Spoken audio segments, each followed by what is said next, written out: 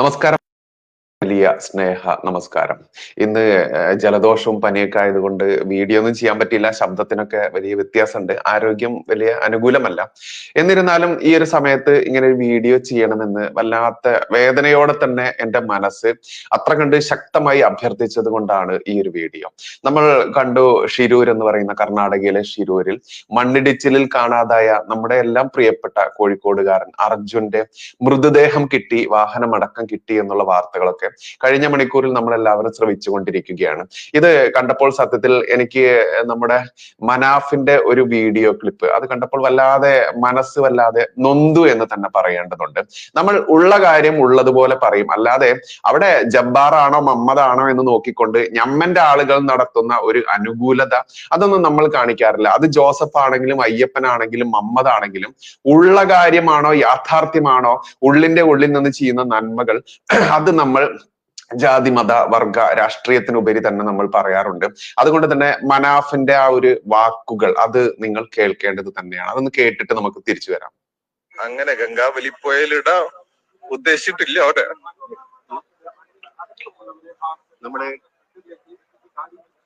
ഞാൻ അപ്പോളെ പറഞ്ഞു ലോറിക്ക് അധികം പരിക്കുണ്ടാവൂല, ക്യാബിന് അധികം പരിക്കുണ്ട്, ചിന്നിച്ചിതറൂല. എനിക്ക് ഉറപ്പുണ്ടായിരുന്നു ഓന ആ ക്യാബിന്റെ ഉള്ളിൽ ഉണ്ടാവും. ഞാൻ പറഞ്ഞതാ, ശരിയായില്ലേ? ഉറപ്പായിട്ടും ഓനെയും കൊണ്ടിട്ട് നമ്മൾ പോവുള്ളൂ. ആ ഒരു ഉറപ്പാണ് കുടുംബത്തിന് നൽകിയിരുന്നത്. അതെ, അർജുന്റെ അമ്മയ്ക്ക് നൽകിയ ഉറപ്പ് പാലിച്ചു. ഞാൻ അവിടെ എത്തിക്കൂ. കഴിഞ്ഞ 2 മാസം വലിയ ത്യാഗം സഹിക്കേണ്ടി വന്നു. തീർച്ചയായിട്ടും. കാരണം ഈ തെരച്ചിൽ വീണ്ടും വീണ്ടും പുനരാരംഭിക്കുന്നതിന് വേണ്ടി മുട്ടാത്ത വാതിലുകളില്ല. ഒരു സാധാരണക്കാരനെ കൊണ്ട് എത്ര കഴിയും അതിന്റെ പരമാവധി നമ്മൾ ചെയ്ത്. ഒരു ഡ്രൈവറെ കണ്ടെത്തുന്നതിന് എന്തിനു നിങ്ങൾ ഇത്രയേറെ മുന്നോട്ട് ഇങ്ങനെ സമ്മർദ്ദം ചെലുത്തണം എന്നുള്ള ചോദ്യങ്ങൾ പോലും പലവട്ടം നേരിടേണ്ടി വന്നു. സോഷ്യൽ മീഡിയയിൽ തെറ്റായ പ്രചാരണങ്ങൾ നടന്നു. പക്ഷെ അതിനൊക്കെ അതിജീവിച്ചുകൊണ്ടാണ് ഇപ്പോൾ ഈ ഘട്ടത്തിൽ എത്തിയിരിക്കുന്നത്. അതെ, തോൽക്കാനുള്ള മനസ്സില്ല എന്തായാലും. ഓനെ കൊണ്ട് പോവുള്ളൂ. അത് ഞാൻ പറഞ്ഞതായിരുന്നു. ആ വാക്ക് അമ്മക്ക് പാലിച്ചോ. അർജുൻ നമുക്കൊരു നഷ്ടം തന്നെയാണ്. പക്ഷെ നമ്മൾ കൊടുക്കുന്നൊരു സന്ദേശമുണ്ട്. ഒരാള് ഉറച്ചൊരു കാര്യത്തിന് ഇറങ്ങിയാല് അത് സാധിക്കും. അതിന്റെ കൂടെ ആരുണ്ടായാലും ഇല്ലെങ്കിലും അത് സാധിക്കും. അത്ര ധൈര്യത്തിൽ നിന്ന, ആത്മവിശ്വാസത്തിൽ നിന്ന അങ്ങനെ എന്തായാലും ഗംഗാവലി പുഴയിൽ കൊടുത്തിട്ട് പോരില്ല അർജുന്റെ ശവശരീരമായ മൃദുശരീരം എന്നുള്ളത് കൃത്യമായിട്ടും അർജുന്റെ ഭാര്യയായാലും സഹോദരങ്ങളായാലും അമ്മയായാലും അവർക്ക് അവരുടെ ഹിന്ദുമത വിശ്വാസപ്രകാരം തങ്ങളുടെ മകൻ, തങ്ങളുടെ സഹോദരൻ, എന്റെ ഭർത്താവ് അങ്ങനെ മരിച്ചുപോയി മൃതദേഹം കിട്ടി എന്നുള്ള ആശ്വാസത്തോടു കൂടി തന്നെ ആ കുടുംബത്തിനും അവരുടെ കണ്ണീരിന് ആശ്വാസം, ചെറിയൊരു ആശ്വാസം, അത് ആശ്വാസം തന്നെയാണ്, അല്ല എന്ന് നമ്മൾ പറയാതിരിക്കാനാവില്ല. കാരണം നമ്മൾക്കറിയാം, കാണാതെയാവുന്ന ഒരുപാട് കുഞ്ഞുങ്ങൾ, കാണാതെയാവുന്ന നമ്മുടെ സഹോദരിമാർ, കാണാതെയാവുന്ന നമ്മുടെ സഹോദരന്മാർ, അതല്ലെങ്കിൽ പ്രായമായവർ, പ്രായമാവാത്തവർ, അത് ആൺ പെൺ വ്യത്യാസം ഇല്ലാതെ തന്നെ അത്തരത്തിൽ കാണാതായി കഴിഞ്ഞിട്ട് ഇവർക്ക് എന്ത് സംഭവിച്ചു എന്നറിയാതെ നീറി ജീവിതാവസാനം വരെ ജീവിക്കുക എന്ന് പറഞ്ഞാൽ അത് ഒരിക്കലും ഉൾക്കൊള്ളാൻ പറ്റാത്ത ഒന്ന് തന്നെയാണ്. അത്തരത്തിലാവുമായിരുന്നു ഒരു പക്ഷേ അർജുന്റെ ഈ വാഹനവും ഈ മൃതദേഹവും കിട്ടിയിട്ടില്ലായിരുന്നെങ്കിൽ എന്ന് പറയേണ്ടതുണ്ട്. ഇതിൽ കൂട്ടിയിണക്കാൻ പറ്റാത്ത, നമ്മളൊക്കെ ഒരുപാട് എതിർ വാർത്തകൾ കൊടുത്ത വ്യക്തി തന്നെയാണ്. നമ്മുടെ ചാനലിലേക്ക് ഒരുപാട് വാർത്തകൾ വന്നിട്ടുണ്ട് ഇതിനെതിരെ. കാരണം എന്തെന്നറിയാമോ, ഈ അർജുൻ കാണാത്ത ആ പോയ ദിവസങ്ങളിൽ ആദ്യത്തെ 9 ദിവസം അതല്ലെങ്കിൽ ആദ്യത്തെ മണിക്കൂറുകൾ എന്ന് പറയുന്നത് വലിയ വിലപ്പെട്ട മണിക്കൂറുകൾ തന്നെയായിരുന്നു. അത് മണ്ണിനടിയിൽ തന്നെയാണ് എന്ന് ശക്തമായി വാദിച്ചുകൊണ്ട് അതിനു വേണ്ടി മണ്ണ് മാന്തി ഏകദേശം 9 ദിവസം, ആദ്യത്തെ 9 ദിവസം മിനക്കെടുത്തിയത് അതല്ലെങ്കിൽ കളഞ്ഞത്, വിലപ്പെട്ട ദിവസം കളഞ്ഞത് ആര് എന്നുള്ള ചോദ്യത്തിന് ഒരുപാട് ഉത്തരങ്ങൾ നമ്മൾ സ്വയം നേടേണ്ടത് തന്നെയാണ്. മാത്രമല്ല, ഈ വാഹനം പുഴയിലേക്ക് പോയി എന്നുള്ളത് സംസ്ഥാന സർക്കാരും പിന്നെ ഭാരത സൈന്യം വന്ന സമയത്തും കൃത്യമായിട്ടും അവരുടെ ആ ഒരു എക്സ്പീരിയൻസ് വെച്ചുകൊണ്ട് തന്നെ ഇത് ഗംഗാവലി പുഴയിലേക്ക് പോയിട്ടുണ്ടെന്ന് പറഞ്ഞ സമയത്ത്, അല്ല എനിക്ക് ഒരു ഡ്രിം തരൂ, കുത്തി മണ്ണ് മാന്താനുള്ള ഒരു വലിയ ഉപകരണം തരൂ, ഞാൻ ഈ മണ്ണിന്റെ ഉള്ളിൽ നിന്ന് തന്നെ അർജുനെയും വാഹനത്തെയും രക്ഷിച്ചെടുക്കാമെന്നും പറഞ്ഞുകൊണ്ട് വിടുവായത്തം പറഞ്ഞുകൊണ്ട് കുറെ എണ്ണം രംഗത്ത് വന്നതും അതിനനുസരിച്ച് റിപ്പോർട്ടർ ചാനൽ അടക്കമുള്ള കൂട്ടിക്കൊടുപ്പ് മാധ്യമങ്ങൾ അതിനനുസരിച്ച് നിലകൊണ്ടതും ഒക്കെ നമ്മൾ കണ്ടതാണ്. അവിടെ നമ്മളൊക്കെ ഉന്നയിച്ച ഒരു വലിയ ചോദ്യം തന്നെയായിരുന്നു, ഈ അർജുന്റെ മൊബൈല് 2-ാം ദിവസവും 3-ാമത്തെ ദിവസമൊക്കെ റിങ് ചെയ്തു, അതല്ലെങ്കിൽ ഈ ഭാരത് ബെൻസിന്റെ വാഹനം നിലകൊള്ളുന്നത് മണ്ണിനടിയിലാണ് എന്ന് ലൊക്കേഷൻ കാണിച്ചു എന്നുള്ളത്, ഇങ്ങനെ തെറ്റായിട്ടുള്ള ഒരുപാട് പ്രസ്താവനകൾ ആരുടെയൊക്കെ വായിൽ നിന്ന് വന്നു എന്നുള്ളതൊക്കെ നമ്മൾ പരിശോധിക്കേണ്ടതാണ്. എന്തായാലും അതിന്റെ ഒന്നും പിറകെ ഇനി നമ്മൾ പോകുന്നില്ല, പോയിട്ട് കാര്യവുമില്ല. കാരണം നമ്മുടെ എല്ലാം പ്രിയപ്പെട്ട അർജുൻ ജീവനില്ലാത്ത ജീവസറ്റ, ആ ജീവൻ നഷ്ടപ്പെട്ടു എന്ന് തന്നെ നമ്മൾ മനസ്സിലാക്കി. 71 നാളുകൾക്ക് ശേഷം അർജുന്റെ മൃതശരീരം ലഭിച്ചിരിക്കുന്നു. അദ്ദേഹം ഓടിച്ചിരുന്ന വാഹനം ലഭിച്ചിരിക്കുന്നു. അപ്പോ ഇതിൽ പരമൊരു വേദനാജനകമായിട്ടുള്ള മുഹൂർത്തം ഇല്ല എന്നുള്ളതാണ്. കാരണം നമ്മളൊക്കെ ഒരു അത്ഭുതം പ്രവർത്തിക്കട്ടെ, അതല്ലെങ്കിൽ ഒരു അത്ഭുതം സംഭവിക്കട്ടെ, ഏതെങ്കിലും കാരണവശാൽ ഈ പറയുന്ന അർജുൻ ഈ വാഹനം ഓടിച്ച് വന്നിട്ടില്ല എന്നുള്ളതും ഈ അപകടത്തിൽ പെട്ടിട്ടില്ല എന്നുള്ളതും വേറെ ഒരു സ്ഥലത്ത് നിന്ന് ഞാനിവിടെ ഉണ്ട് എന്നുള്ളത് ഒരു ടെലിഫോൺ സംഭാഷണം നമ്മൾ കേൾക്കാനും അങ്ങനെ അർജുൻ നടന്നു വരുന്നത് പ്രതീക്ഷിച്ചിരുന്ന ആളുകൾ തന്നെയായിരുന്നു. എന്തായാലും അർജുൻ ഓടിച്ചിരുന്ന ഈ വാഹനത്തിലെ തടിക്കഷ്ണങ്ങൾ അത് കള്ളത്തടിയാണോ, അതല്ലെങ്കിൽ അത് രേഖകൾ കുറച്ച് കാണിച്ചിരുന്നോ, കണക്ക് കാണിച്ചാണ് കൊണ്ടുവന്നത് എന്നുള്ള ഒരുപാട് ആരോപണങ്ങൾ എന്തായാലും മനാഫിനെതിരെ, അദ്ദേഹത്തിനെതിരെ നിലകൊള്ളുന്നുണ്ട്. അതിപ്പോഴും യാഥാർത്ഥ്യമായ നിലപാടിൽ തന്നെയാണുള്ളത്.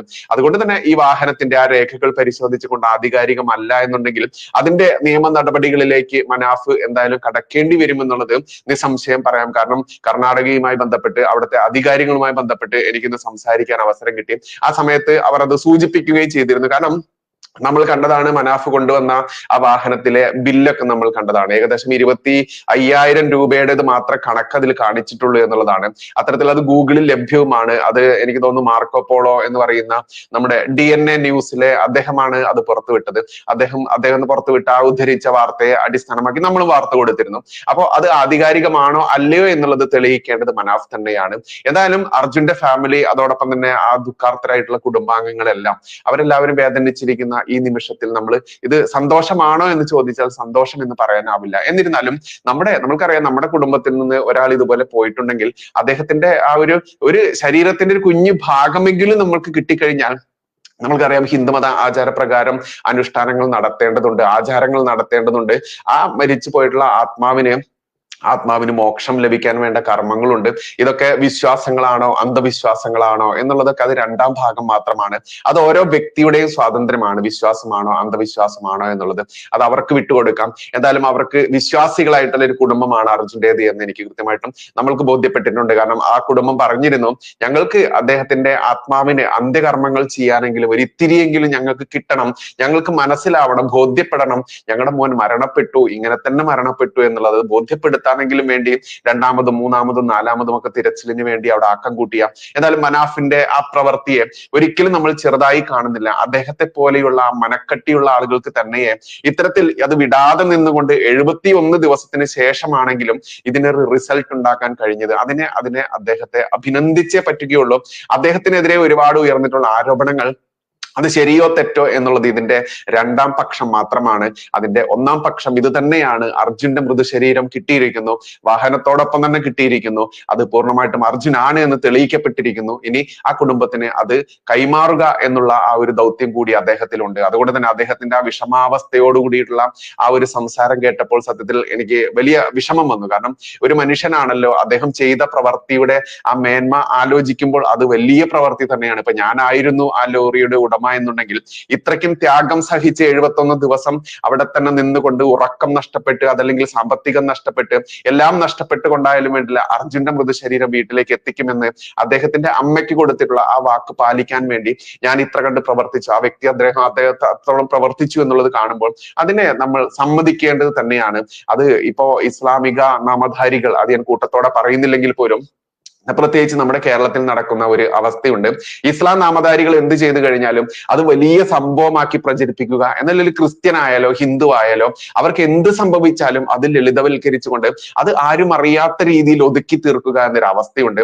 അതിനെതിരെ നമ്മൾ ശക്തമായി തന്നെ പറയും. അത് ഏതൊരു വിഷയമാണെങ്കിൽ പോലും, അത് മരണമാണെങ്കിൽ പോലും ജനനമാണെങ്കിൽ പോലും നമ്മൾ പറയും. പിന്നെ ഭാരത സൈന്യത്തിനെതിരെയൊക്കെ ആര് തമ്മാടിത്തരം പറഞ്ഞു കഴിഞ്ഞാലും അവരെ ഒരിക്കലും നമ്മൾ ഉൾക്കൊള്ളില്ല. അവരെ കുറിക്കൊള്ളുന്ന അവന്റെ ചങ്കിൽ തറക്കുന്ന രീതിയിൽ തന്നെ നമ്മൾ മറുപടി കൊടുക്കും. അത്തരത്തിൽ ഭാരതത്തിന്റെ സൈന്യത്തിനെതിരെയൊക്കെ പ്രസ്താവനകളൊക്കെ വന്നതൊക്കെ നമ്മൾ കണ്ടതാണ്. അതുകൊണ്ട് തന്നെ അതിനെതിരെയൊക്കെ നമ്മൾ ശക്തമായ നിലപാടും എടുത്തതാണ്. അതുകൊണ്ട് ആരുടെയും നിലപാടിൽ വെള്ളം ചേർക്കാനോ ആരുടെയും പ്രസ്താവനയിൽ വെള്ളം ചേർക്കാനോ അതല്ലെങ്കിൽ തിരുത്തി കുറിക്കാനോ അല്ല നമ്മൾ ഇടപെടുന്നത്. നമ്മൾ കൃത്യമായിട്ട് സത്യം പുറത്തു വരേണ്ടത് തന്നെയാണ്. എങ്ങനെയായിരുന്നു അർജുന്റെ ആ മൊബൈൽ 2 ദിവസം റിങ് ചെയ്തത് ഈ വെള്ളത്തിൽ മുങ്ങിയ വാഹനത്തിൽ നിന്നുള്ളത് ശാസ്ത്രീയമായിട്ട് കണ്ടുപിടിക്കേണ്ട കാര്യങ്ങളായിരുന്നു. ആരൊക്കെയായിരുന്നു ഇത് തെറ്റിദ്ധരിപ്പിച്ചുകൊണ്ട് ഈ മണ്ണിനടിയിൽ തന്നെയാണ് ഈ വാഹനം ഉള്ളത് എന്ന് തെറ്റിദ്ധരിപ്പിച്ചത്? അതിനും ഉത്തരം കണ്ടെത്തേണ്ടത് അധികാരികൾ തന്നെയാണ്. പിന്നെ എങ്ങനെയാണ് വെള്ളത്തിലേക്ക് മാറിയതെന്ന് ചിന്തിക്കേണ്ടതുണ്ട്. അതുകൊണ്ട് അനുഭവസ്ഥർ തന്നെയാണ് വലിയ ഗുരു എന്നുള്ളത് നമ്മൾ കേട്ടിട്ടുണ്ട്.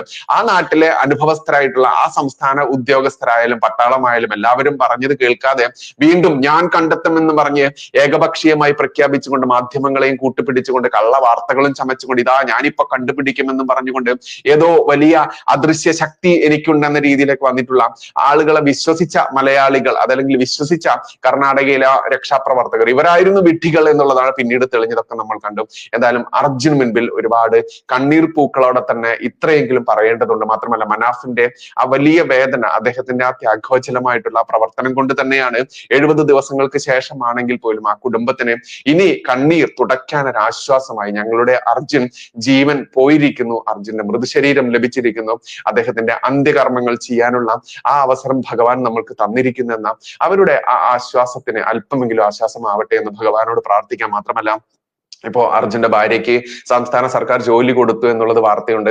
ഇതൊന്നും സന്തോഷ വാർത്തയായിട്ട് നമുക്ക് പറയാൻ പറ്റില്ലെങ്കിൽ പോലും അതൊക്കെ ഇവിടെ സ്മരിക്കേണ്ടതുണ്ട്. കാരണം സാധാരണ ഗതിയിൽ ഇത്തരത്തിൽ അപകടം സംഭവിച്ചിട്ടുള്ള ആളുകളുടെ തീരുമാനമാവുന്നതിന് മുൻപൊന്നും ഇത്തരത്തിൽ ഇങ്ങനെ സംസ്ഥാന സർക്കാരുകൾ സഹായങ്ങളോ ജോലിയൊന്നും പ്രത്യേകിച്ച് നമ്മുടെ കേരളത്തിൽ ഒരു അന്യമതസ്ഥർക്ക് മുസ്ലിം ഒഴികെയുള്ള മതസ്ഥർക്ക് കൊടുക്കാറില്ല എന്നുള്ളതാണ് യാഥാർത്ഥ്യം. അത് നമ്മൾ ഒരുപാട് സംഭവങ്ങളിലൂടെ കണ്ടതാണ്. ഇവിടെ കൊല്ലപ്പെടുന്നത് സംസ്ഥാന സർക്കാരിന്റെ അനാസ്ഥ കൊണ്ടാണെങ്കിലും ഉദ്യോഗസ്ഥന്മാരുടെ അനാസ്ഥ കൊണ്ടാണെങ്കിലും കൊല്ലപ്പെടുന്നത് ഹിന്ദുവും ക്രിസ്ത്യാനിയുമാണെങ്കിൽ അവർക്കൊരു നീതിയും മുസ്ലിം ആണെങ്കിൽ മറ്റൊരു നീതിയുമാണെന്ന് ഈ വാർത്തക്കിടയിലും അത് പറയേണ്ടതുണ്ട്. നിലപാടുകളിൽ വെള്ളം ചേർക്കുന്ന ഏർപ്പാട് നമുക്ക് പണ്ടുമില്ല, ഇന്നുമില്ല, ഇനി അങ്ങോട്ടുമില്ല എന്നുള്ളതാണ് യാഥാർത്ഥ്യം. അതിന്റെ വരും വരായികളൊക്കെ തന്റെ ഇടത്തോടുകൂടി തന്നെ കൈവിലങ്ങുകളാണെങ്കിൽ കൈവിലങ്ങുകൾ, ജയിലുകളാണെങ്കിൽ ജയിലുകളായി തന്നെ നേരിട്ട് തന്നെ മുന്നോട്ട് പോയിട്ടുള്ള പാരമ്പര്യമാണ് നമ്മൾക്കുള്ളത്. തീയിൽ കുരുത്തത് വെയിലത്ത് പാടില്ല എന്ന് പറഞ്ഞ പോലെ തന്നെ എന്തായാലും അർജുന്റെ കുടുംബത്തിന്റെ അർജുന്റെ ആത്മാവിന് ഒരുപാട് ശാന്തി, നിത്യശാന്തി ലഭിക്കാൻ വേണ്ടി ഭഗവാനോട് പ്രാർത്ഥിക്കാം. അർജുന്റെ കുടുംബത്തോടൊപ്പം നമുക്ക് ആ വേദനയിൽ പങ്കാളികളാവാം. മനാഫിന്റെ സത്യസന്ധമായിട്ടുള്ള നീക്കങ്ങളിലൂടെ അദ്ദേഹം അർജുനെ വീണ്ടെടുത്തുകൊണ്ട് അഗ്നിശുദ്ധി വരുത്തി എന്ന് തന്നെ പറയേണ്ടതുണ്ട്. മറ്റാരോപണങ്ങളൊക്കെ നമുക്ക് മാറ്റിവെക്കാം. അഗ്നിശുദ്ധി വരുത്തിക്കൊണ്ട് തന്നെ ആ അമ്മയോട് പറഞ്ഞ വാക്ക് പാലിച്ചിരിക്കുന്നു. ആ അമ്മയ്ക്ക് ആ മകനെ കൊണ്ടുകൊടുക്കാൻ വേണ്ടി അദ്ദേഹത്തിന് സാധിച്ചിരിക്കുന്നു. അദ്ദേഹത്തിന്റെ ആ ത്യാഗോജ്വലമായിട്ടുള്ള പ്രവർത്തനങ്ങളെ നമ്മൾ അഭിനന്ദിക്കേണ്ടത് തന്നെയാണ്. ഇത്രയെങ്കിലും നമ്മൾ ഈ വയ്യാത്ത അവസ്ഥയിലാണെങ്കിൽ പോലും പറയേണ്ടതുണ്ട് എന്നുള്ള എന്റെ മനസ്സിന്റെ ആത്മാർത്ഥത കൊണ്ടാണ് ഇത്രയെങ്കിലും പറയുന്നത്. ഈ വാർത്ത മാക്സിമം ആളുകളിലേക്ക് എത്തിക്കുക. നന്ദി, നമസ്കാരം. ജയ് ഹിന്ദ്, ജയ് ശ്രീറാം.